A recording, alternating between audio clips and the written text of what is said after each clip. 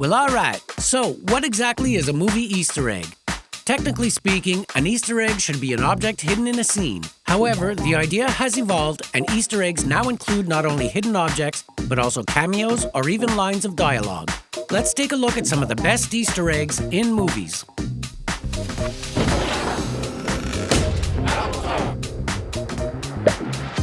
Among the filmmaking community, Steven Spielberg has been known as the ultimate film nerd because he simply loves his craft. He also loves his fellow film geeks as he never shies away from paying homage whenever possible.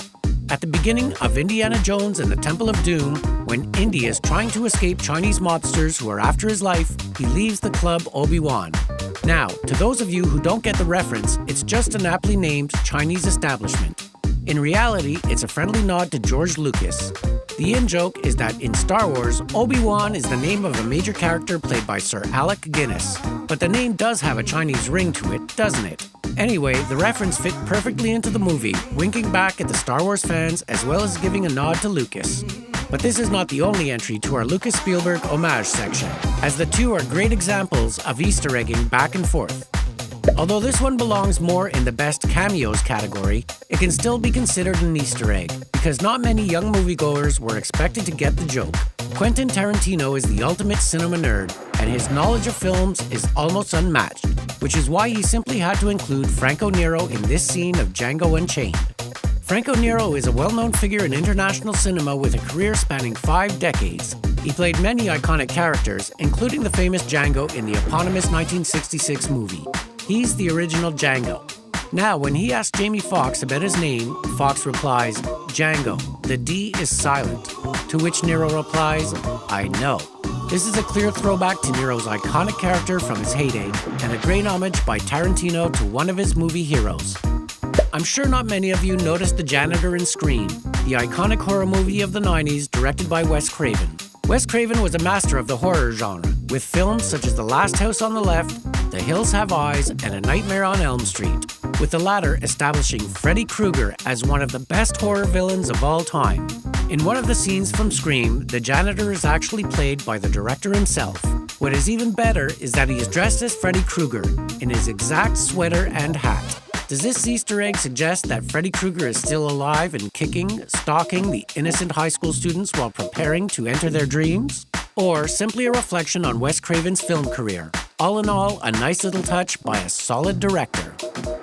Apparently, the late great Alfred Hitchcock was not only the master of suspense, but of cameos as well. He managed to sneak in, at least for one shot, into the majority of his pictures. But one of his cameos stands out more than others, and it's done so brilliantly that it truly belongs in the Easter egg category. The entire story of Lifeboat takes place at sea, where the characters struggle to stay alive until help reaches them. So it wasn't possible to make a cameo in a setting such as this one. Well, not exactly. Hitchcock was the master of cinema, and he actually found a way to find himself in the movie. How? Here's movie magic at its best. There's a scene where one of the characters is reading a newspaper. You can see an ad about a fat loss product, and the person in the ad is none other than Hitchcock himself. There's even his name in the left-hand corner to remove all doubt. This showed the brilliant director had a great sense of humor and always found a way to stay one step ahead of the game. We're back to the Spielberg-Lucas back and forth, so let's look at something which technically might not be considered an Easter egg because it's right there in plain sight, but which has the cinematic strength and causality not many real Easter eggs have. When the kids are walking with E.T. in disguise for Halloween, they meet a kid wearing a Yoda costume from Star Wars. The Yoda kid passes them by, and E.T. immediately starts walking towards him, repeating the word, home. This may signify that Yoda and E.T. share the same galaxy, which means that the tagline, a long time ago in a galaxy far, far away, may easily be true. Spielberg really holds a special place for Lucas in his heart, as these Easter eggs clearly show. The Yoda cameo in E.T. was something that fans of both George Lucas and Steven Spielberg loved. And it was just a matter of time when Lucas would nod back to his buddy.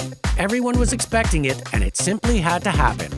In Star Wars Episode 1 Phantom Menace, we can see a small delegation of alien beings that are identical to E.T. Along with them, there are a lot of intergalactic races in the large gatherings. And if you look closely, there's no doubt about it, they belong to E.T.'s alien species. By incorporating this brilliant bit by George Lucas, the in-joke became complete. E.T. does come from a galaxy far, far away. We can only hope that his species was on the side of the rebels and not the evil intergalactic empire. In superhero movies from Marvel and DC, there are literally dozens of Easter eggs. However, one Easter egg in particular caught our attention because it's not obvious and it was cleverly done. This entry is a nice tie-in between the expanded universes of Quentin Tarantino and Marvel Comics. Although it doesn't try to wink back at you forcefully, it's done with style, as would suit a character played by the master of cool, Samuel L. Jackson. In Captain America Winter Soldier, on Nick Fury's grave, there is an epitaph that reads, "The Path of the Righteous Man." Nick Fury is played by Samuel L. Jackson, and this is a nod to another one of his fantastic performances in Tarantino's Pulp Fiction, where Jackson often quotes this Ezekiel passage. After Craven's and Hitchcock's cameos, here's another one. This time, it's the legendary Hollywood director James Cameron, making an audio appearance in the form of the voice from Sarah Connor's answering machine. The guy on the phone tells her how he cannot go out on a date with her. The fact that Hamilton and Cameron were married years later and are now divorced makes this Easter egg even sweeter. Sure, many will argue that it doesn't fit the exact Easter egg category, but it's moments such as this one where you see the true brilliance of a director. It's fairly easy to put something in plain sight, but to actually hide it and make it more difficult for the audience to get it is the real deal. Even in these things, James Cameron is on top of his game. This one is a real treat. In the scene where the main character, the lizard Rango, hits the windshield of a convertible, we can clearly see the two men riding in the car. This scene almost directly parallels the one from Fear and Loathing in Las Vegas, where Raoul Duke and his lawyer buddy Dr. Gonzo experience drug-induced hallucinations. Why is this such a good Easter egg? Well, because of two reasons. First, Hunter Thompson was great friends with Johnny Depp, who voiced the character of Rango. The second reason is even better, as it was Johnny Depp who starred in Fear and Loathing and was the one driving in the original scene. In any case, it's not every day that you get to see lizards wearing Hawaiian shirts on your windshield, right? When it comes to the art of cinema, not many directors can match the brilliance of Stanley Kubrick. This man revolutionized cinema, and his works are still among the best out there. Not many people are aware of this Easter egg in 1980's The Shining, but it is nothing short of amazing. The fact that he didn't do it just as a joke, but with a purpose, makes it all the more genius. In the car crash scene, we can clearly see a smashed red Volkswagen Beetle under a big truck. For those who didn't read Stephen King's novel, this probably seems unimportant. But with Kubrick, nothing is unimportant. Everything is there for a reason.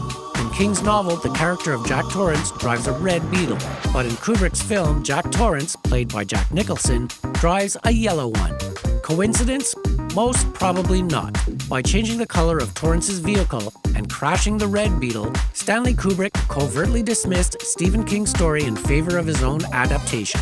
Some might think that this is just another film conspiracy theory, but after comparing the novel and the film, you will see that the two are completely different, and that Stephen King's story was really run over by Stanley Kubrick's unique vision.